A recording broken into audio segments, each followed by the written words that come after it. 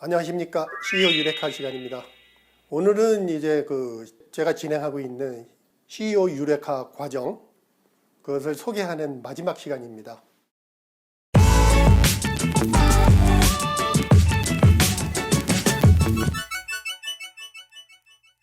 첫 시간서부터 한번 더듬어 보면은 우리가 기업도 항상 특정 단계를 거치면서 흥망성쇠를 이어가는데 그 중에 어떤 단계에 있는지 한번 확인을 하고 그 다음에 이제 건강관리를 해야지 된다고 그랬죠. 내가 지금 바른 생활을 하면서 몸에 병은 없이 잘 끌고 가고 있는지, 그러고 난 다음에 이제 내가 가고자 하는 방향과 방법은 제대로 갖고 있느냐 해서 나침반, 그 다음에 지도, 이런 얘기를 했었고, 그 다음에 이제 기업을 구성하는 요소를 봤을 때 결국 사람이 가운데 위치하게 되고 사람들이 성과를 내고 그 다음에 망하게도 하는, 그것을 갖다 제대로 깨달으면서 소통을 어떻게 할 거냐 해서 불통을 먼저 이해한 다음에 소통으로다가 가는 길을 확인을 했었고, 그 다음 이제 회사가 그렇게 기본적인 거는 갖춰져 있으면 이제 창업한 다음에 수성으로 가야지 되겠죠. 그래서 지금 현재 자수성가해서 회사를 일으킨 사장님들한테 어떤 식으로 이제 마무리를 져야지 되느냐, 내가 과연 언제까지 이 회사를 끌고 갈 수 있느냐, 언제쯤 나는 이제 은퇴를 하면서 자연스럽게 승계가 이루어질 수 있도록 할 거냐에 대해서 한번 생각해 보자고 그랬고, 그러면 이거를 2세한테 물려줄 경우에는 어떤 걸 고민을 해야 될까, 그걸 갖다가 짚어봤습니다. 마지막에 이제 뭐 꼭 2세가 아니더라도 전문 경영인을 또 활용하는 것도 하나의 방법이겠죠. 2세든 전문 경영이든 내 사업을 맡아서 이끌어갈 후계자는 어떤 역량과 자질이 있어야 될까, 이것 또한 상당히 큰 고민거리일 겁니다. 그래서 오늘은 후계자들이 어떠한 역량을 갖고 있어야 되는지 그것을 한번 같이 공유해 보고자 합니다. 칠판에 조금 미리 써놨습니다. 일단 글로벌 대기업으로다가 한번 포커스를 넓혀보죠. 글로벌 대기업의 CEO가 되려면 기본적으로 여기 적혀 있는 18가지 역량이 갖춰져 있어야지 된다고 합니다. 18개 하는 순간 질리시는 분들이 있겠죠. 과연 저걸 다 갖춘 사람들이 있을까? 있습니다. 근데 문제는 이 18가지를 다 갖추려면은 이게 1년, 2년 사이에 될까요? 아니면 갑자기 어디에서 천재가 태어나갖고서는 이 18가지를 다 갖추고 태어날까요? 아니죠. 결국은 시간이 걸리겠죠. 시간이 걸리면서 이 역량을 다 갖추게 되는데, 이러한 것을 가장 선호하고 잘하는 회사가 제너럴 일렉트릭입니다. 내부의 승계 프로그램이 결국은 이런 것을 갖춘 훌륭한 인재며 지도자를 발굴해내기 위해서 존재하는 것이고, 거기에서 일단 발굴이 되면은 후보 몇 명을 정한 다음에 또 한 상당 기간의 훈련 기간을 통해서 냉정하게 평가받고, 그러고 난 다음 마지막에 최종 확정이 되면은 그 사람들한테 10년 정도 임기를 보장을 하면서 회사를 이끌고 가게 하죠. 해서 가장 성공적이었던 사람이 잭 웰치 회장이었죠. 그 다음에 이제 잭 웰치 회장이 제프리 인멜트한테 물려주고 떠납니다. 그 다음에 제프리 인멜트 회장이 또 한 10년 하고 난 다음에, 그런데 이번에도 이제 제너럴 일렉트릭에 큰 변화가 생겼습니다. 내부에서 항상 발굴을 해서 사장을 임명했었는데, 이번만큼은 한번 외부에서 CEO를 갖다가 영입을 해서 사업을 하고 있습니다. 과연 어떤 차이가 날지 한번 비교해 볼 필요가 있겠죠. 자, 그러면은 이 18가지나 되는 역량을 어떻게 다 갖출 수 있을까? 한번 보자고요. 이걸 한번 그룹핑을 해볼게요. 그냥 있으니까는 키워드만 쓰겠습니다. 통찰력, 그 다음에 자기관리, 뭔가 이렇게 하나 묶을 수가 있겠죠. 그 다음에 성과, 신사업 발굴, 권한 위임, 인재 발굴, 요것도 하나가 나올 수 있겠죠. 업무 관리, 팀워크, 전략경영, 변화관리. 이걸 하나 또 묶을 수가 있고요. 그 다음에 자원을 활용하는 법, 업무 지식을 갖다가 갖추는 법, 부하 육성, 그 다음에 창의적인 사고, 업무 열정, 실행력, 동기부여. 이렇게 묶으면은 어느 정도 좀 간단해지죠. 그러면 이걸 가만히 보시죠. 뭔가 비전을 제시할 줄 알아야 되고, 앞을 내다보는 통찰력을 가져야 되고, 그 다음에 자기 관리도 해야지 되는, 특히나 요즘 시대에는 CEO 리스크가 참 크죠. 이거는 아무리 봐도 사장이겠죠. 뭔가 방향을 제시해 줘야 되죠. 사장이 할 역할은. 그 다음에 업무에 대한 열정이라든지 실행력이라든지 이런 것들은 실무자들에게 필요한 덕목이 되겠죠. 그 다음에 업무가 이제 업무 지식을 높여서 전문성을 갖다가 고도로 갖추고 자기 밑에 부하도 키울 줄 알고 그 지식을 활용해서 창의력을 발휘하고 하려면은 초급 관리자 정도가 해당되겠죠. 그 다음에 초급 관리자가 한 단계 더 올라가면은 중간 관리자가 돼야 되겠죠.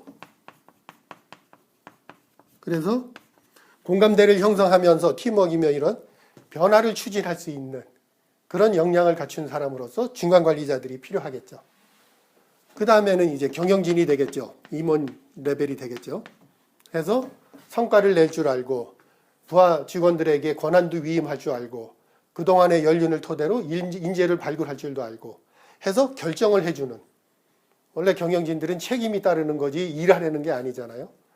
그러한 여기서는 방향을 잡아주고 여기서는 결정을 해주고 여기서는 변화를 추진해주고 여기서는 전문 지식, 그다음에 여기는 이제 실행. 결국은 신입사원으로 입사를 해서 열심히 꿈과 희망과 열정과 패기를 가지고 일을 하면서 자신만의 분야의 경력을 쌓고 전문가가 되면 일단 밑에 사람들 관리하는 법을 배우고 거기서 더 승진을 하게 되면은 중간 관리자로서 조직을 갖다가 끌고 나가는, 그러면서 변화를 통해서 성과를 낼 수 있도록 분위기를 만들어주는 중간 관리자가 필요한 것이 되겠고, 그 다음에 이제 더 올라가게 되면은 이러한 성과 창출을 통해서 결정과 사장을 서포트해주는 이 과정이 필요한 거겠죠. 결국 시작은 여기서부터 해서 이렇게 타고 올라가서 마지막으로 가는. 자, 그러면은 여기서 좋아, 이거는 글로벌 대기업한테나 필요한 거고 내가 봤을 때 이 중에 필요하다 안 하다 그거 고르시면 됩니다. 그거는 회사에서 지금 현재 수준에서 보고서는 골라도 되지만 내가 궁극적으로 회사를 키우고 경쟁력을 갖추기 위해서는 현재 수준에서 바라볼 것이 아니라 더 한 단계 높은 수준에서 목표를 세워놓고 거기에 필요한 인재상을 정하신 다음에 그 조건에 맞는지 안 맞는지를 확인해 가시는 게 후계자를 키우는 방법이 되는 것입니다. 그러면 여기서 아까 보시죠. 갑자기 낙하산이 날라와요. 내지는 특수관계인 해갖고서는 하는데 그때 오는 사람들은 보통 이쪽으로 오죠. 현장하고는 동떨어짐. 그러면은 이쪽으로 와서 흔히 얘기하는 회사 내에 주요 보직을 순환 근무하듯이 한 바퀴 휙 돌고 난 다음에 이 자리로 올라갔을 때 과연 어떠한 결과가 나올까요? 이 조건들이, 그래서 저는 자꾸 이것을 체인이라고 그러는 거죠. 어느 하나가 끊어지거나 했을 때는, 아니면 약했을 때 체인은 힘을 잃어버리기 때문에 그 과정을 거치면서 된 리더는 역시 약점이 있게 되는 것입니다. 여기에서 보시면은 이것만 너무 강한 사람들이 있습니다.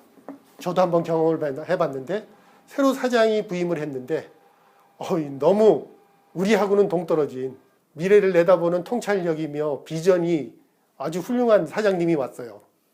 그렇게 되면 어떻게 되겠어요? 기존에 있던 사람들이 했던 거는 무시를 해요. 니들이 뭘 알아? 요즘 니들이 오징어 맛을 알아? 이런 선전 문구도 있지만, 그렇게 되면 이제 이 사람들이 이제 기가 죽어버리죠. 그런가 하면은 이게 또 너무 강하다고 자부심이 있는 조직은 내지는 사람은 일단 이 결정하는 걸 갖다가 또 흔히 그게 있죠. Not invented here 신드롬이라고 그러는데 여기에는 안 맞아. 거기선 맞았을지 모르지만 우리한테는 안 맞아. 하는 새로운 것을 거부하는. 그러니까는 우리 것만 맞는다고 박박 우기게 되면은 이러한 새로운 변화, 아까 말씀드린 전략적 변곡점 같은 상황에 처했을 때 새로운 결정을 못하게 되는 이런 일이 생기고, 이것도 결정을 제대로 안 해줘 봐요. 실행이 안 되죠.